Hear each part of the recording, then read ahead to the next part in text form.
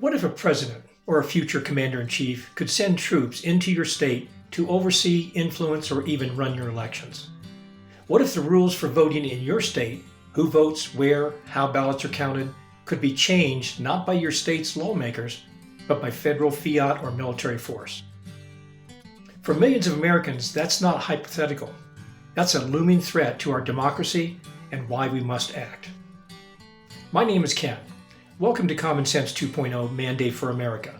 Today, in Article 8, I explain why state election laws must remain under state control and why Congress must pass clear protections against federal or military interference in our elections. Let's cover what the Constitution currently says. Under the Elections Clause, Article 1, Section 4 of the Constitution, state legislatures have primary authority to decide the times, places, and manner of congressional elections, how they're run.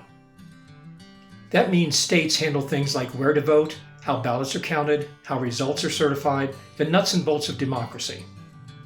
It is true Congress has the power to step in and regulate or override state rules where necessary, but that power is supposed to come through legislation, not through executive fiat or military force. Meanwhile, the Posse Comitatus Act of 1878 generally prohibits using the federal military to enforce civilian law, which includes policing or managing elections, unless explicitly authorized by Congress. The only narrow statutory exception to that is the Insurrection Act, intended for extreme emergencies, like rebellion or civil unrest, not routine election oversight or process. Why should we care? Let's talk about the dangers of federal or military interference. If federal or military authorities can override state election rules, it threatens the system of self-government the founders intended, where local communities decide how they vote, not distant power centers. It can undermine public trust. Voters may fear coercion or intimidation, and turnout could drop. Courts and local officials might face pressure or threats. Election outcomes could be viewed as illegitimate. It risks violating constitutional design. Using military force to influence elections undermines civilian governance, separation of powers, and the core principle that power belongs to the people, not the armed authority. And it sets a dangerous precedent. Once the door is open to intervention, every election becomes vulnerable, especially in politically charged times or polarized states.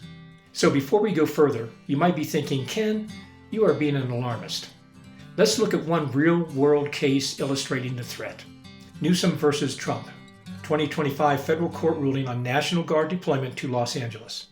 In 2025, the federal government under Donald J. Trump administration deployed thousands of National Guard members and U.S. Marines to Los Angeles, reportedly to support federal law enforcement operations. On September 2, 2025, a federal judge found that this deployment, particularly when the troops conducted law enforcement type functions, crowd control, traffic control, blockades, etc., violated the long-standing federal statute Posse Comitatus Act, which limits or forbids using the military or federalized National Guard for domestic civilian law enforcement, absent specific narrow authorization. The ruling enjoined further such deployments and explicitly barred the military from performing arrests, crowd control, or broader policing tasks. This is a real, fresh instance of federal military interference in domestic civil affairs, directly relevant to my warning about threats to state sovereignty, civilian governance, and election law integrity. It shows that the threat isn't hypothetical or decades old. It's current, contested, and legally challenged. So, what must be done? Here are the concrete reforms to safeguard democracy. I believe Congress must act now to pass legislation establishing explicit, robust protections. Affirm explicitly that states, via their legislatures, have exclusive primary authority over the time, place, and manner of federal and state elections, absent narrow, constitutionally authorized exceptions. Require any federal regulation seeking to alter state election procedures be passed by Congress, not imposed by executive order or threat of force, and be subject to judicial review. Reinforce Posse Comitatus and limit military involvement. Amend relevant statutes to clarify that military forces may not be deployed for election administration, polling station oversight, vote counting, or election law enforcement. Require explicit gubernatorial consent or state court authorization before any deployment in a state except in extreme circumstances where state government is incapacitated.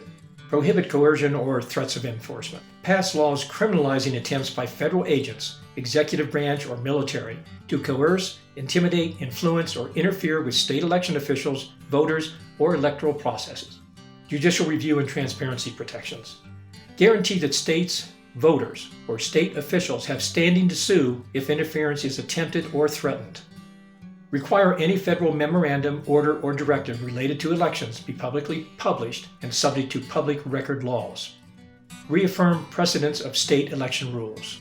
Where state laws governs elections, federal law or regulation must not override state procedures unless Congress has clearly legislated, and only where absolutely necessary for ensuring constitutional rights.